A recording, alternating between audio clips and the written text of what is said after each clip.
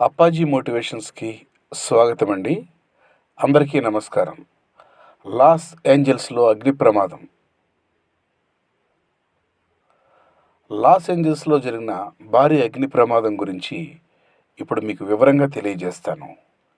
ఈ ఘటన అక్కడి ప్రజలకు ఎలాంటి కష్టాలను తీసుకువచ్చింది, ముఖ్యంగా భారతీయులు ఎలాంటి పరిస్థితులను ఎదుర్కొన్నారు తెలుసుకుందాము.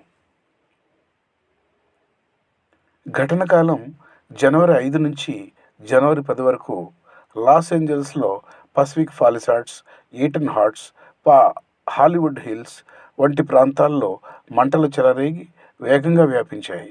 సుమారు 27,000 ఎకరాల అడవిని దగ్ధం చేస్తూ ఈ మంటలు నష్టాన్ని మిగిల్చాయి. 5 ప్రాణాలు కోల్పోయారు. వేలాది మందికి ఇళ్ళు, వాహనాలు అగ్నికి ఆహుతయ్యాయి. దీని యొక్క ప్రభావం: ఈ అగ్ని ప్రమాదం కారణంగా 70,000 మంది తమ ఇళ్లను వదిలిపెట్టాల్సి వచ్చింది.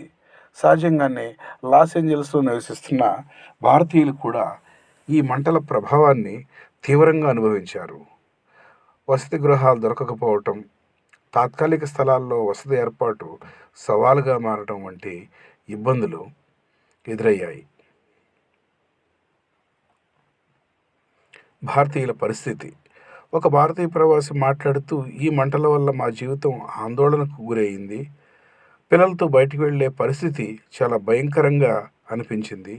కానీ మా సమాజం మాకు అండగా నిలవడం ధైర్యం ఇచ్చింది అన్నారు. భారతీయ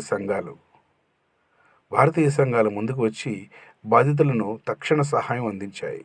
వసతి గృహాలను ఇతర భారతీయులకు అందజేసి మానవత్వాన్ని చాటుకున్నారు.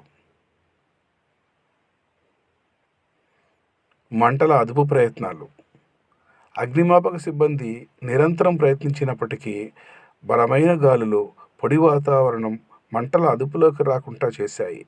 ఈ నేపథ్యంలో కాలిఫోర్నియా ప్రభుత్వం అత్యవసర పరిస్థితిని ప్రకటించింది. ముగింపుగా, లాస్ ఏంజల్స్ అగ్ని ప్రమాదం ప్రపంచానికి ఒక గుణపాఠంగా మారింది. ప్రకృతిని కాపాడటంలో మనం ప్రతి ఒక్కరూ మన బాధ్యతను గుర్తించాలి. ఇలాంటి సందర్భాల్లో మన సమాజం చూపిన మానవత్వం, ఐక్యత మనకు గొప్ప పాఠంగా నిలుస్తుంది. ఈ ఘటనపై మీ అభిప్రాయాలను కామెంట్లలో నాతో పంచుకోండి. మీకు ఈ వివరాలు ఉపయోగకరంగా అనిపిస్తే లైక్ చేయండి, షేర్ చేయండి మరియు మా ఛానల్ను సబ్స్క్రైబ్ చేసి బెల్ ఐకాన్ నొక్కండి. తదుపరి అంశంపై త్వరలో మళ్ళీ కలుద్దాం.